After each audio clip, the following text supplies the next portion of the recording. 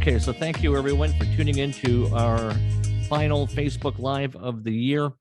Glad to be joined today by Marty Irby. Wayne Pacelle has been distracted to some other business and may be joining us momentarily. We came to you, Wayne, Marty, and I last week to discuss accomplishments for animals in 2022. And we had a lot of great things to talk about. We won't rehash them there. You can find that recording on this page. You can find it on our YouTube channel, Podbean, Stitcher, Spotify, Apple Podcasts, all of it. If you can search for Animal Wellness Action 2022, you'll find it. But of course, some of the highlights were FDA Modernization, the Big Cat Public Safety Act, shark fin sales elimination, and also in the year-end omnibus spending bill, we made several advances for horses, which Marty was on hand to talk about last week. Of course, this is a huge week for our organization as end of year giving is in full swing. And I suspect Wayne may have been brought into some of that. If you're watching, we sure hope you'll consider turning some of your charitable dollars at this time to one of our two groups. You can go to animalwellnessaction.org.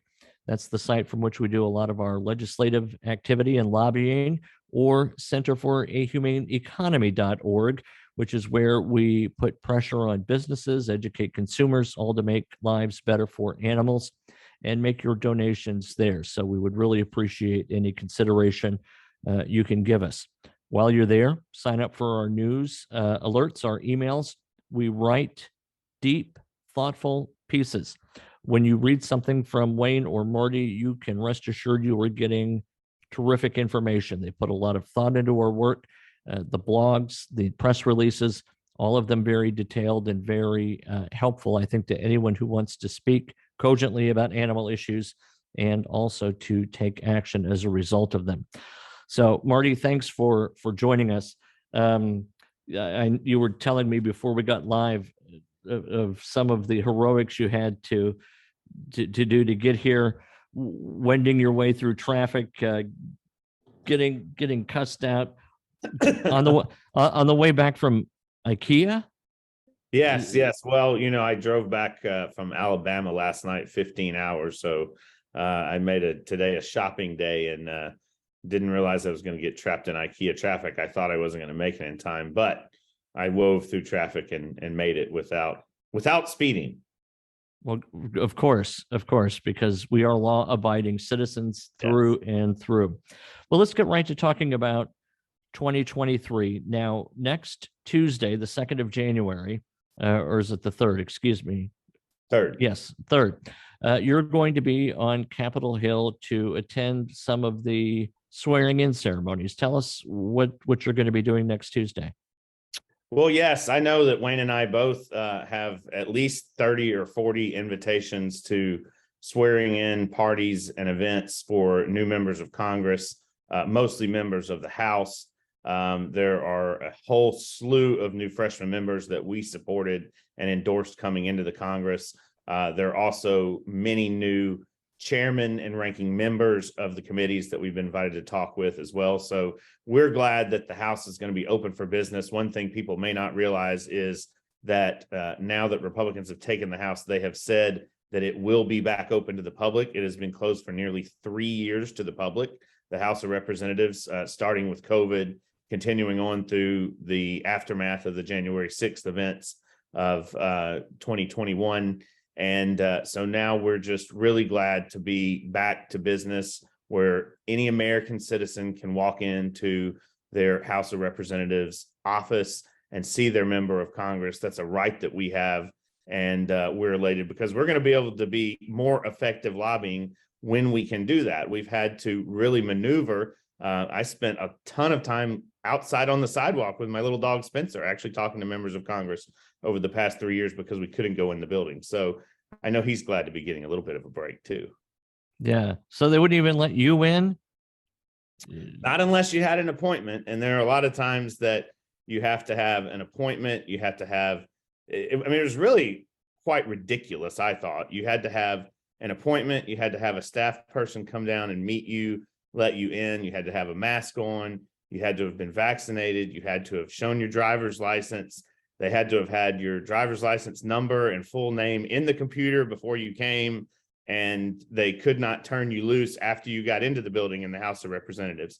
Now, quite the opposite, the Senate, which is usually the more difficult chamber, they actually were much more lenient. They let you come in. They had to have someone escort you in, and you had to have an appointment. But once you were in, and you could walk around and go to offices and drop in to see people and that sort of thing. So it's really good to see the House closest to the American people back open for business to the American people. And it's really going to mean a lot for animals and all of the work that we do across the board.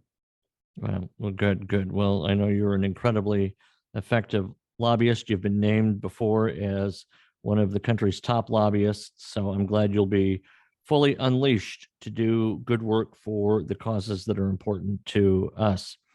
And I see now that there's Wayne. He's joining us. So welcome, Wayne. Marty's been carrying the ball for you as we got going on the show, and was just telling us about some of the swearing in ceremonies that are coming up next week and how the House will be open to people. So thank you for joining us. And while I've got you both on now, I believe one of the biggest things ahead of us next year is the Farm Bill. Wayne, why don't you tell us what the Farm Bill is, what it means to animals, and what we hope to make happen inside that bill to further the cause for our animals? Sure. It sounds like one of these insider sorts of things, Joseph, the Farm Bill. It's done every 5 years, and it's just a hodgepodge of federal policies that have a touch really with farm and food, and the daily necessities of life in so many ways. It's also particularly relevant for us at Animal Wellness Action and the Center for Humane Economy, because one of the core federal statutes is called the Animal Welfare Act. It was passed in 1966. It deals with a wide range of animal uses and basically sets up kind of regulatory and care setup or scheme to assure the minimum, it's supposed to assure minimum standards of treatment for animals in laboratories, in large-scale commercial dog breeding operations, in transportation. There's a section in the bill just on animal fighting. So it's the USDA, the U.S. Department of Agriculture, which frankly has had a real conflict on animal welfare. I mean, the USDA is supposed to be an agency that oversees the agricultural secretary, the agricultural section of our economy. The Secretary of Ag is the leader of that federal agency. But USDA has just had too cozy a relationship with the so-called regulated community. They've become a promoter of these different industries, and shortcuts on animal welfare are taken all the time. There's been long-standing criticism of USDA for its absolute failure to enforce the Horse Protection Act, which Marty has talked about before in our Facebook Lives, to stop the practice of horse soring. There's been really deficient attention to puppy mills, and even the laboratory work, which is just housekeeping standards, has been really deficient. Nonetheless, we're trying to change things. I mean, this is why we have a bill called the Animal Cruelty Enforcement Act to kind of move things toward the Department of Justice, a much more neutral federal agency to promote active enforcement of our federal anti-cruelty laws. But the situation exists to have the Animal Welfare Act now under the USDA. That means that if we were to amend the Animal Welfare Act, we would be falling within the jurisdiction of the USDA and therefore the Committees on Agriculture. So when we amend these provisions in the Farm Bill, we have an opportunity to hitch a ride on a larger legislative package that is expected to be completed in the 118th Congress. January 3rd, a whole new Congress starts. Everything is reset. The good news is for our viewers is that we helped get 5 major reforms over the finish line in the 117th Congress. In the waning days of that Congress, the FDA Modernization Act, the Reducing Animal Testing Act, the Shark Fin Sales Elimination Act, the Big Cat Public Safety Act, and also a fix to the Horse Racing Integrity and Safety Act that deals with a national race day anti-doping policy. So Joseph, Marty and I and the rest of our team with you and others are really going to be looking at the Farm Bill as a vehicle to talk about some reforms. Okay. All right. Great. What among potential reforms within the Farm Bill and the Animal Welfare Act do you most hope to accomplish? Are there a few changes you specifically want to see made? Absolutely. And Marty and I have been talking about this and talking about it with other members of our team. At this point, the agriculture committees are populated mainly by lawmakers from the most rural districts. It's not completely that way, but that's the general orientation of people who want to be on the Ag Committee, that they're representing districts that have a stronger presence in agriculture. And at this point, the farm lobby has a real grip on the decision-making within that committee because of the rural bias of the committee. So it's difficult for us to get some of the reforms that we'd like to see in industrial agriculture. I think none of our viewers and listeners would be surprised to hear us say that pigs, specifically mother pigs, the breeding sows, should not be confined in crates that are so small that the animals cannot turn around for the entirety of their lives. Or laying hens shouldn't be kept in battery cages where 6 or 8 birds are jammed in a cage that doesn't allow the bird to even extend her wings at all. This is not agriculture. This is exploitation. And it happened not because people wanted to hurt animals, but because it was more efficient. And they forgot that they were dealing with animals. They forgot that just surviving is not a sufficient state of animal welfare, that animals built to move should be allowed to move, that they have physical and psychological needs that are important and that require mobility, right? It requires social relationships that are appropriate in terms of scale. It requires stimulation and enrichment. But so much of that is gone on these factory farms. It's going to be very difficult for us to convince a majority of lawmakers to institute those reforms, which is one reason why we went to the states and we've done ballot measures and we've done corporate campaigns to try to get the states to adopt more humane, common sense standards when it comes to animal husbandry and animal care and agriculture. And it also means that the companies that sell the food, the McDonald's of the world, the Costco's, the Walmarts, if they're exhibiting corporate responsibility, social responsibility, animal welfare has got to be part of it. I mean, animals are at the center of our agricultural industry in the United States. And the animals should not be forgotten in the equation. But again, I just don't think we're going to get much traction with lawmakers, given the grip that the farm lobby has on them in the Ag Committee. So our ambitions are more modest and really relate to some of the other industries where we recognize that the animals, generally, all of us recognize that the situation is not acceptable. Fighting dogs, fighting roosters in staged animal fights. We have a new bill, a bipartisan bill that's going to be led by Representative Don Bacon of Nebraska to strengthen our laws against animal fighting yet one more time. We're working with our partners at Grey 2K USA to add a section to the Animal Welfare Act to stop live greyhound racing. It's an industry that's been in decline for a long time, and it's a good thing that it's been in decline. Florida passed a ballot measure that really changed the whole outlook of this issue in the United States when 69% of voters in 2018 outlawed 2/3 of the tracks in the United States. Florida was by far the biggest venue for greyhound racing. So we want to get that done. We're really interested in looking at horse slaughter. I mean, talk about a misguided notion of agriculture. There's some people, these kill buyers, who gather up horses who are pleasure horses or show horses or race horses, and they often misrepresent their purposes, and they gather them up and they load them on a truck, overcrowd them, mix animals, by gender and weight and size that shouldn't be together, and they ship them up to Canada or down to Mexico. And the American public is appalled by horse slaughter for human consumption. This should end.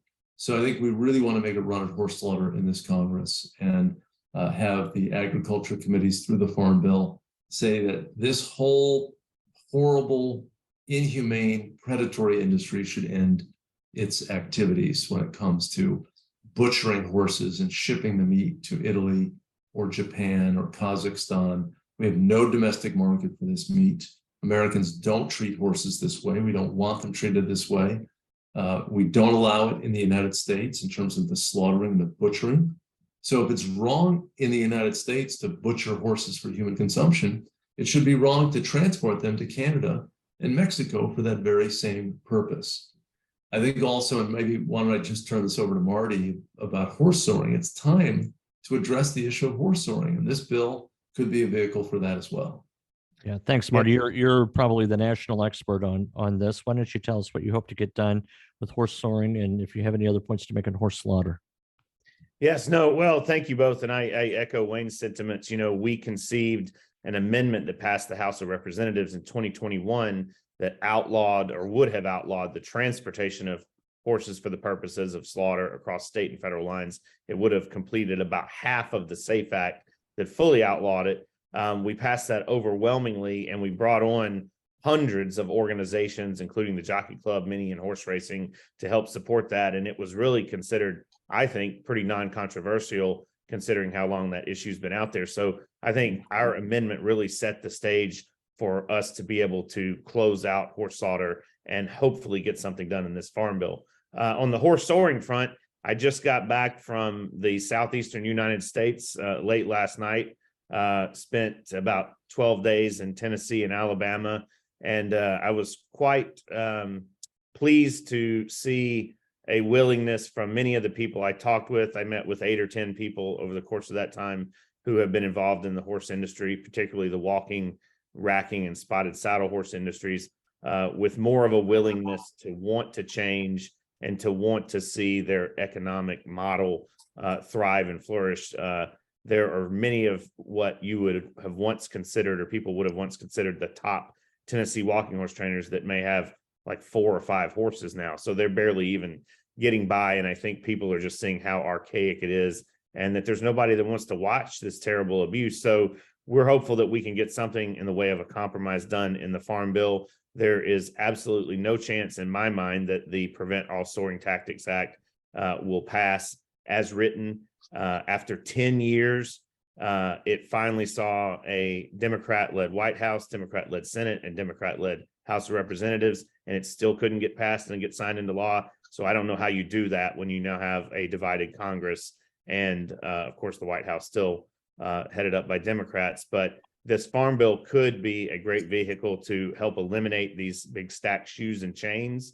That's always been the main point for me, that if we can eliminate those, that will solve 70 or 80% of the problem. Of course, there are issues related to the inspections with the USDA and the current industry self-policing scheme that we believe we could achieve a compromise to help rearrange the deck chairs in a way that would put the industry in a minority position with veterinarians and the mainstream equine world in a majority position to help oversee those inspections, still ultimately in the greater scheme overseen by the USDA directly. And then, of course, there's this aspect of Tennessee walking horses. They don't really use it in the other 2 breeds that the PAST Act never has addressed, and it's the use of this device called a tail brace, where they take this horrible contraption, they cut the muscles and tendons in the horse's tail so they can literally fold the tailbone in half over this metal brace, all for a certain look. And we had a podcast a year or 2 ago about that with Monty Roberts, where he talked about that. And so that's something I've, since I was a small child, wanted to see eliminated. And I think we could accomplish that as well. Additional penalties for felony provisions are something Wayne and I have both sought after. I know everyone in the space, whether it's the people in Tennessee, the people at some animal groups who opposed a compromise in the past, I think the one thing we all agree on is the need for an increase in penalties on this issue. So we're really hopeful that we'll get something done. We've already had some good discussions with some of the senators who have led the PAST Act and alternative legislation over the past few years as well. And we're going to start working on the House now. Yeah, Oh, go ahead. Sorry, Joseph. No, that's all right. Wayne, I wanted to ask Marty to talk about something near and dear to the heart of our campaign director for Wild Horses, Scott Beckstead. What might he be hoping to see come out of this next year on the Hill? Well, I don't know that there'll be much tied to the Farm Bill specifically. I think that we will see early in the Congress, maybe even within the first week or two, the reintroduction of the Veterans for Mustangs Act that we backed, that would allow veterans to implement the use of PZP birth control on wild horse populations on federal lands. And then we also continue to work on the Rome Act, restoring our American Mustangs Act. It did not get introduced in the Congress that we just currently ended. We've been working on it for the better part of 2 years, but we do have a final draft ready to introduce early in this Congress. And we have several leaders who are willing to join on, both Republicans and Democrats from Southeastern United States. And then we have some others from states where wild horses are there on federal lands willing to join and help too. So I think we'll see a lot in that realm. It's definitely going to be an uphill battle to get something done legislatively for the wild horses, because the House Natural Resources Committee typically oversees that issue. And there are some seriously hostile individuals that are going to be on that committee in this Congress that have been adversarial on our issues in the past. All right. Thanks, Wayne. Yeah, I was just going to go back to the Farm Bill and the horse soaring issue. And again, just reminding people who aren't familiar with the details on this, that the front feet and lower legs of Tennessee walking horses are injured intentionally by trainers, so that when they step down, it causes them so much pain that they throw their legs up in an exaggerated gait. And in this industry or this business, people get prizes for that sort of high stepping gait, which is an induced gait grounded on animal cruelty. We've worked to get the U.S. Department of Agriculture at the shows with more money, no conflicts at all, so they can enforce the existing law, which is weak. And there has been a setup in the past where you have the feds inspecting some of the shows, but then you have this horse industry organization that has some power vested in it to inspect the larger share of the shows. We've worked to increase the budget for USDA by more than fourfold so that the agency is at more of the shows. We would much rather have completely neutral enforcement agents, and that's why we've been, working hard to get more money for these inspections. But this is a small industry. It's a small business. There are not as many horses that are involved. This should be tidied up. And for some organizations in our field to say that you cannot change a word in a bill that was proposed a decade ago, and who do not understand the reality of how legislation gets done in Congress, is just a dereliction of duty. It is leaving these horses exposed. It is causing inhumane treatment of these animals. We have a circumstance where we have talked to the walking horse industry, and they are now agreeing to give up some of the tools of torment that have been part of the enterprise for a long time. And it's time to act on it. It's ridiculous that these people are thwarting reform. Compromise is not the first response to us, for us at Animal Wellness Action and the Center for Humane Economy. It is something that you pursue when you understand the political realities of the situation. We have an animal fighting bill that we have just reintroduced in December in the Congress. It'll be reintroduced in January, February in the new Congress. That's the 6th effort to upgrade our laws against dogfighting and cockfighting. We learn every single time how to tighten the screws further to eradicate this barbaric practice. But if we had waited until we had everything perfect on each of the 5 laws that had been passed to make it a felony, to make it a crime to transport the cockfighting implements, to ban possession of the animals for fighting, to make it a federal crime to bring a child to a dogfight or a cockfight. If we had waited for everything all at once, we'd be nowhere. We'd have a terrible 1976 law that was never enforced. That's what we have with the 1970 Horse Protection Act. We have a law that is horribly enforced at this point. It's archaic, it's in need of an upgrade, and the folks that are working to thwart reform are incredibly naive politically. They do not understand how the political process works. And we are fighting for these horses. We care about them as much as anybody in the United States. And that's why we want to compromise so we can get something done. We have a 50-50 Congress. It's literally 51-49% in both chambers of Congress. And you have staunch advocates of the industry from the southern states in the US, and they can block reform as they've done for 10 years. How many more years do we need?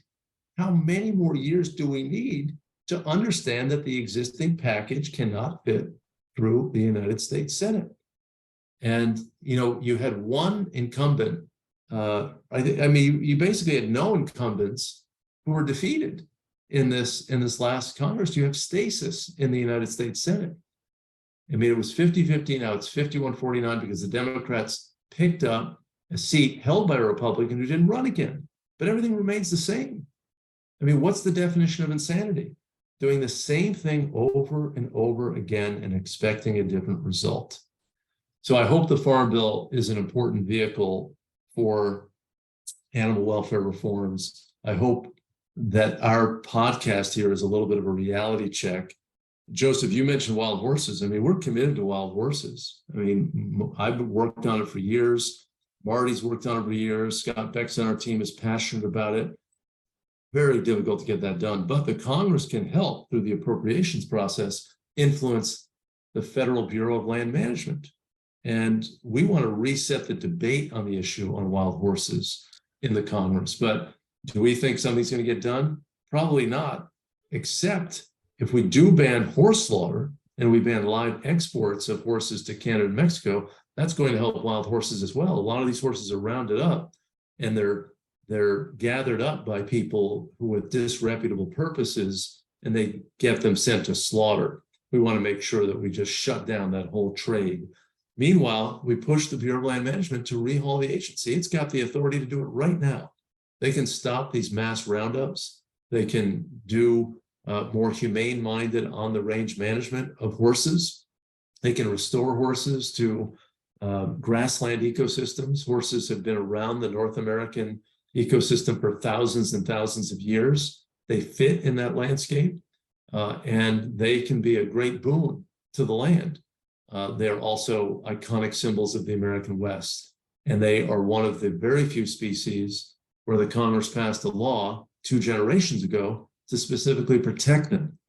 It's time for the Bureau of Land Management to get with the program, what the American public wants, which is to protect those animals. And we don't need to do anything more in Congress for the BLM to take appropriate action. But we do want to introduce a bill to really make sure that people understand what responsible treatment of wild horses and burros looks like. All right. Wayne, I've got 2 more things for you. I want to say that I know, Marty, you have a few journalists waiting to interview you. So anytime you need to hop off, we'll understand that you're being called in other directions. So that's good. And I also want to take. All right. Okay, good. Well, we've got you for 15 more minutes then at least. But I also want to, in case you're watching this and have to leave, to remind you that the work we're talking about is time consuming. It's costly in terms of human resources and other resources. This is the time of year where we really depend on animal lovers to help us with this.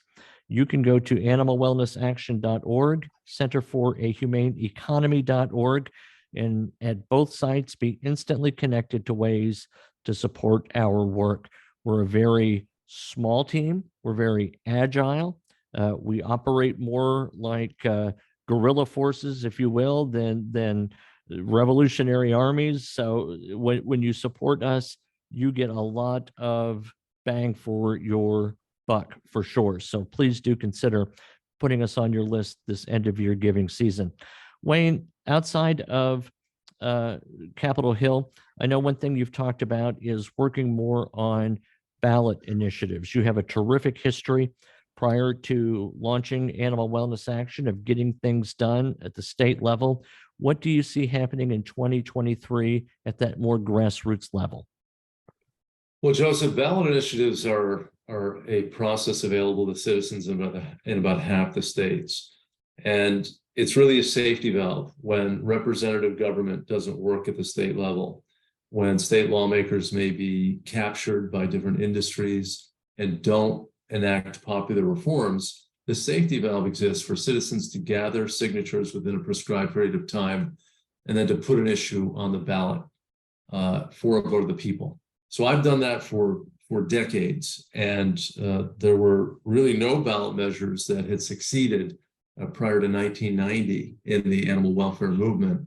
And now we've passed about 35 of them on cockfighting, outlawing it in Arizona and Missouri and Oklahoma, because lawmakers in those states wouldn't even ban cockfighting, if you can believe that. We've banned the use of steel-jawed leg hold traps and other body gripping traps. We've stopped hound hunting of bears and lions and bear baiting, and we've stopped factory farming, the intensive confinement of sows in gestation crates and laying hens. So we're assessing. We haven't made any announcements. We don't plan on making any announcements at this point. But in a few areas, we're really giving a close look to see if lawmakers are going to do their job. And hopefully they will. And when it comes to gestation crates, when it comes to trophy hunting of lions and baiting of bears and leg hold traps, these are archaic practices. They've got to go. They have to go.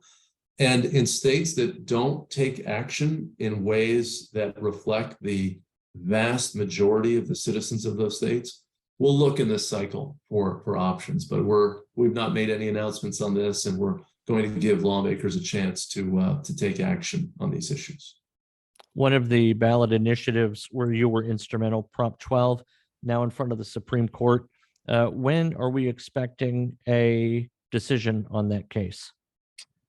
Joseph, Prop 12 was a 2018 California ballot measure that fortified restrictions on intensive confinement of laying hens and breeding sows and veal calves.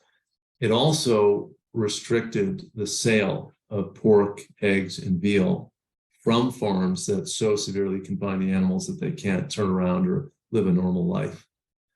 It was replicated on a Massachusetts ballot measure that was passed in 2016 that I had worked on to do the very same thing.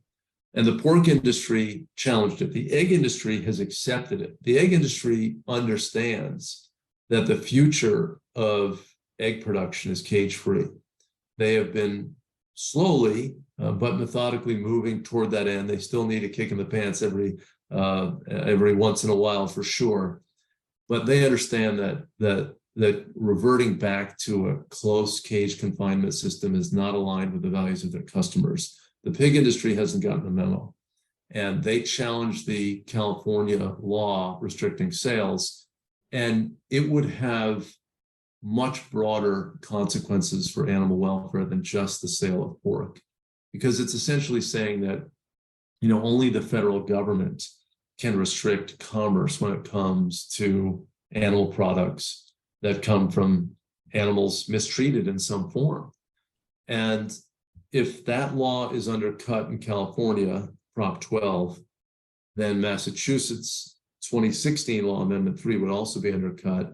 And then we would then have to see how far the court goes to determine what other state restrictions on commerce with animals would be put at risk. States that have prohibited the sale of foie gras, which comes from force feeding ducks and geese so significantly that it swells the livers of the animals to 10 times the normal size, and then the animal is killed and the liver is harvested for foie gras, pâté de foie gras.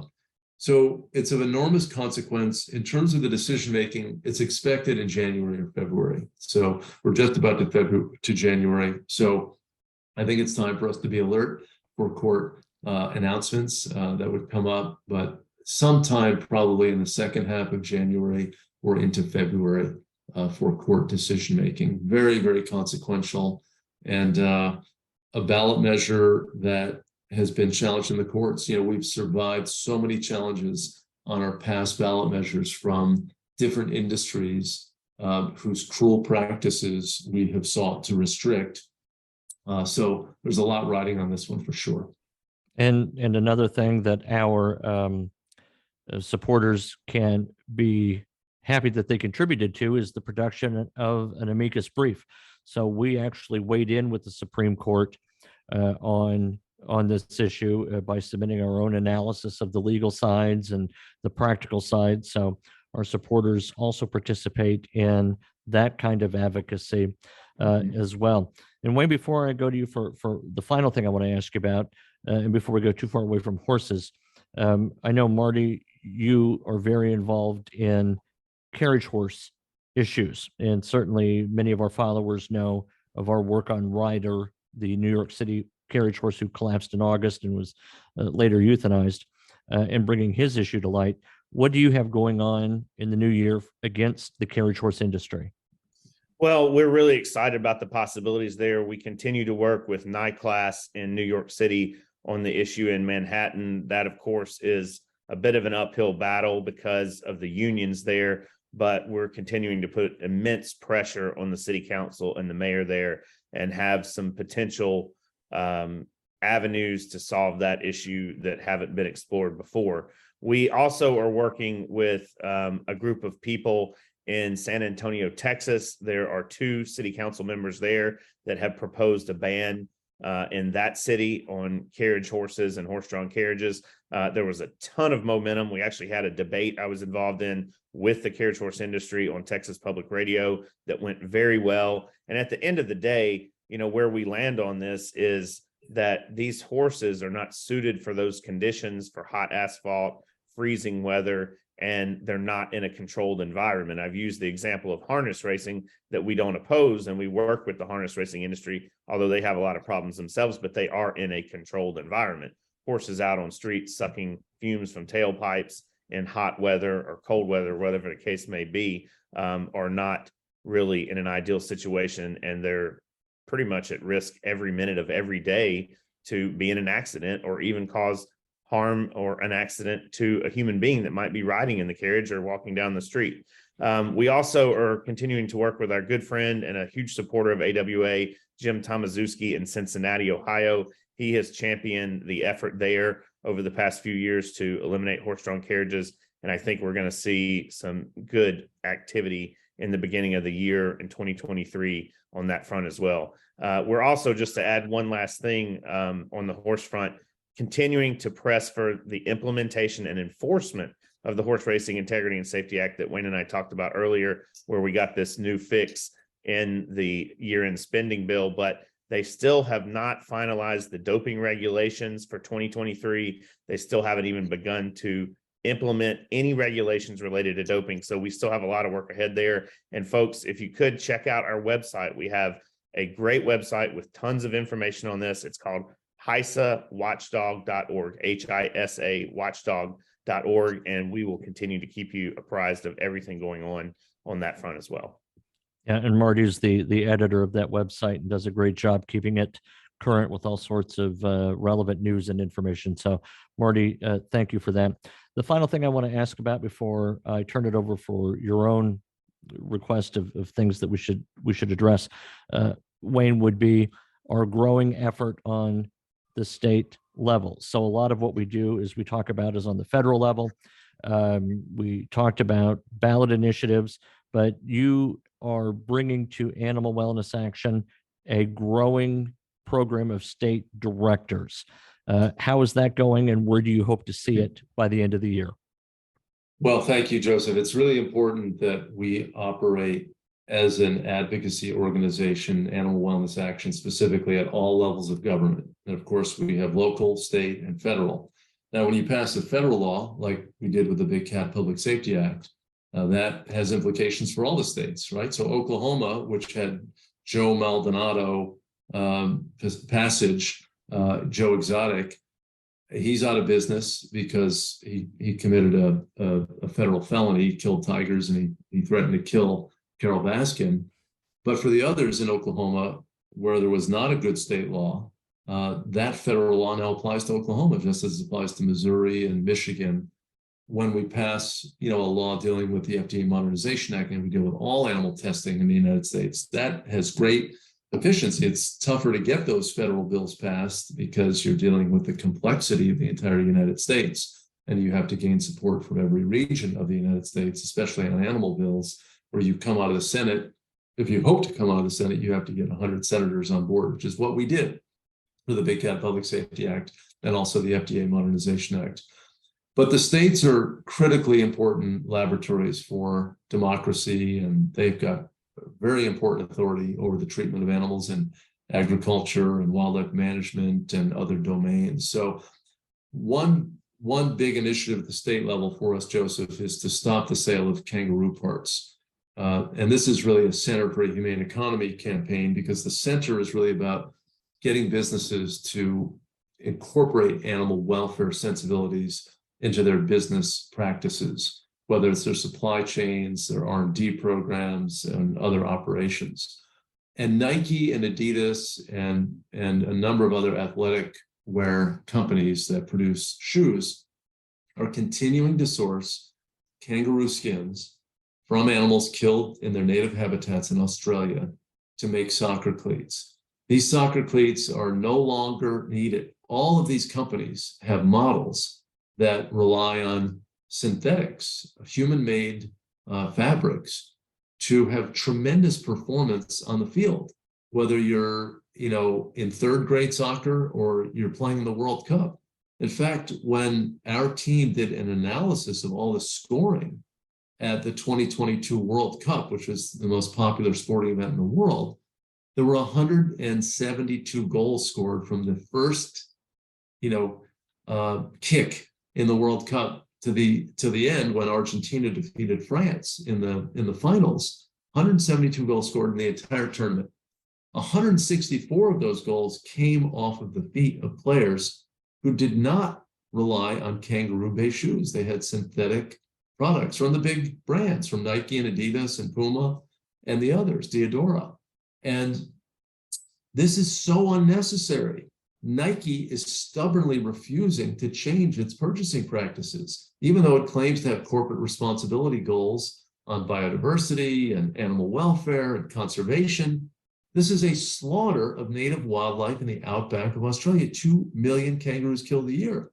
So we want to have at least 6 states consider legislation to match California's state law that we are working to enforce in California. We've been working hard to enforce that. We've sued a bunch of retailers who are illegally selling kangaroo-based shoe products in that state. And we want to expand it to other states. We'll have a federal bill. We have a litigation strategy. We're going to be at Nike flagship stores protesting as well.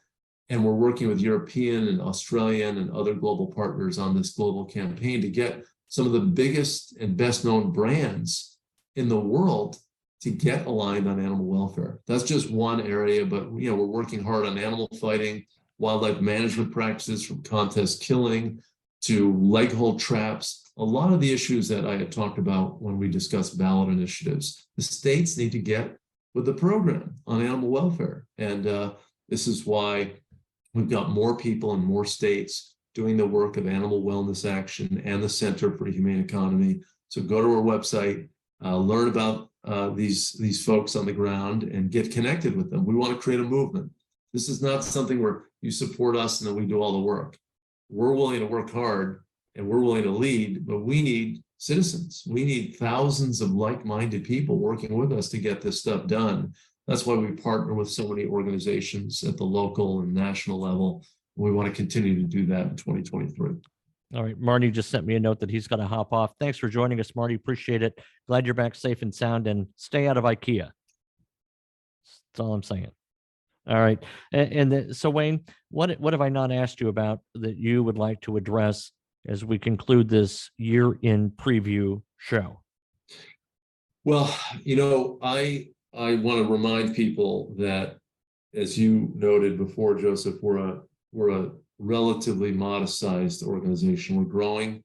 We've got great attorneys. We've got veterinarians. We've got lobbyists. We've got experts in different subject areas. It's a great team.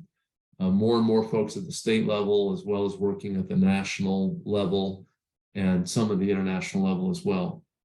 We've got 2 big focus areas. Animal Wellness Action works to influence government and to change the rules for how animals are treated so that we're balancing economic interests with proper treatment of animals.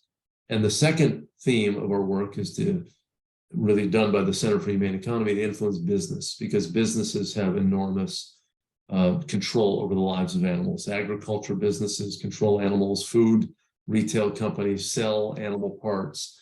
The fashion industry can use fur or not use fur. Pharmaceutical companies, do animal testing, or they use 21st century human biology-based test methods. So join our efforts. This, as I just said a minute ago, is a movement where we're trying to effect systematic reform in industries and other enterprises in society where animals have been, in some ways, thoughtlessly used by people, where the commerce concerns have been placed in such a priority position that we subordinated the concerns about the well-being of animals. We understand that in a capitalist society, businesses need to succeed. That's important. It's important for our quality of life. Individuals need income. They need healthcare.